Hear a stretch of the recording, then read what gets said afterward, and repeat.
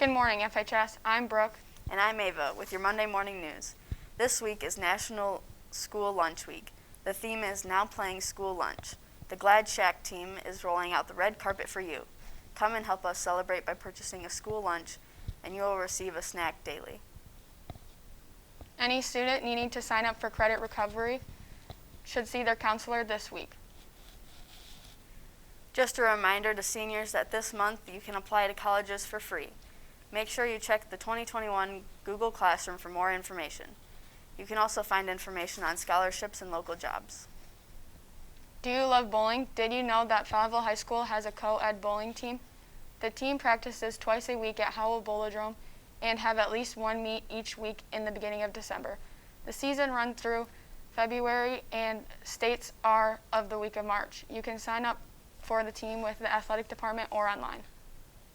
In sports, the varsity football team suffered a tough loss last weekend to Mason.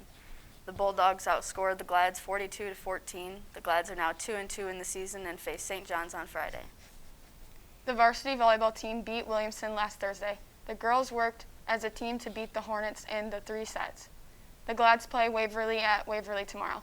The girls are now 2-4 in the season. Good luck tomorrow. The varsity tennis team ended their season last week with a great win over Eaton Rapids. Logan Flannery, Garrett Hurl, and Lucas Anderson helped win the first round 8-0. The team then lost the second round 2-6 against Hazlitt. Great season, boys.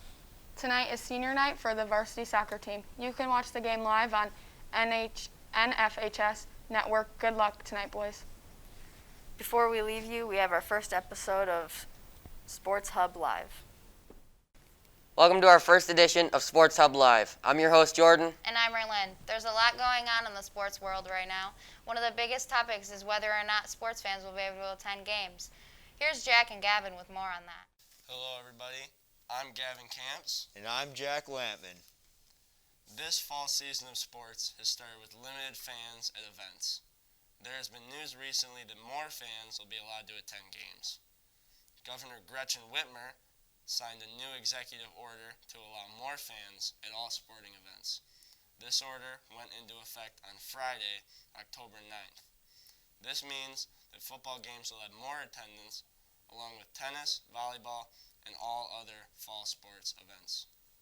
Indoor events are now allowed to seat 20% of capacity, while outdoor events are allowed to seat 30% of capacity. Social distancing will also be required at every single event. Local schools can now determine participant groups to be included with regular season contestants, such as players, cheerleaders, and bands. We'll hope to see the fans back in the stands too. Back to you in the studio.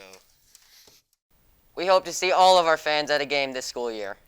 Next, everyone in America has been affected by COVID, especially the New England Patriots. The loss of Cam Newton has been hurting the Patriots game. Here's Jacob and Ethan with more on that.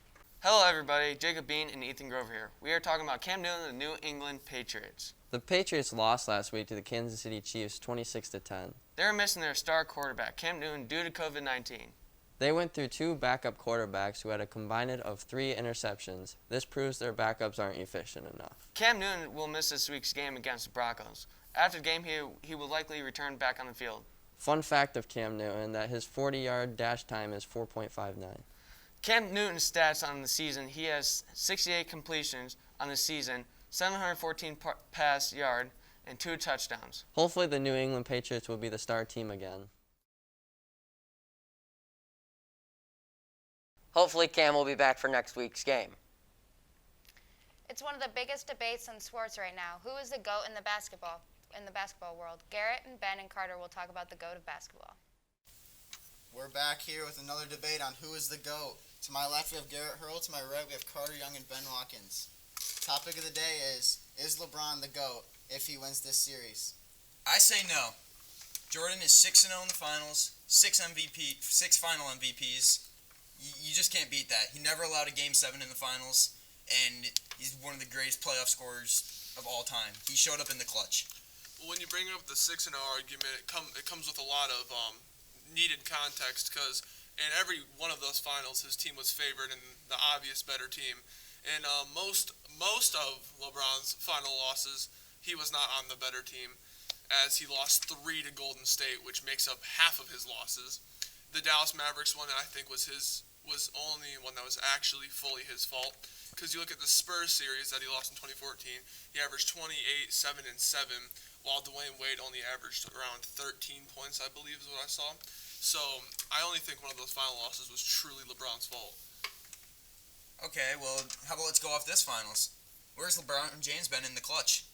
I mean, that is a fair point, but when you have someone that's a generational talent as Anthony Davis and someone, LeBron, that's definitely already past his peak as an NBA player, I mean, you got to just see what the young man can do, especially when he's been dominating every series that he's been in this playoffs.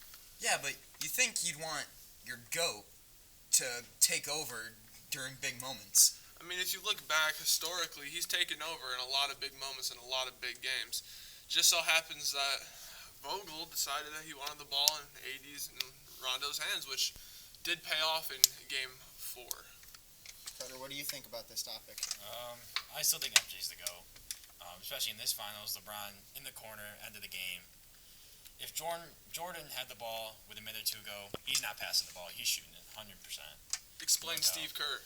Steve Kerr, there was 3 guys on Michael Jordan. He couldn't shoot it. Steve Kerr's wide open for You said he wouldn't mid-range pass. shot. When there's 3 guys on him. If there's only 1 guy on him, he ain't passing. What about Paxson? Paxson. Yeah, the corner. Same thing. Same thing. 3 guys on him. Wide open man. Find the open man. You think if LeBron didn't have the ball, well, in times that he has had the ball, you've seen the same thing, and you've seen him hit those shots and bully his way into the paint, make tough layups. Not really, no. You haven't seen really many people that have, like, triple-teamed LeBron James to stop him in the clutch. Yep. I mean, I've seen a lot of really. doubles. I've seen a whole lot of doubles, especially in that Spurs series, that 2014 Spurs series. You saw a lot of Danny Green, Kawhi Leonard off ball, being pesty, trying to keep LeBron away from it. Is LeBron James the GOAT? That's up to you fans to make that decision. Back to the studio. Well, I guess that one's up to the fans. Thanks for tuning in to Sports Hub Live. I'm Raylan. And I'm Jordan, signing off. Thanks, guys, for keeping us updated in the sports world. That's all we have for you today. I'm Ava. And I'm Brooke, signing off.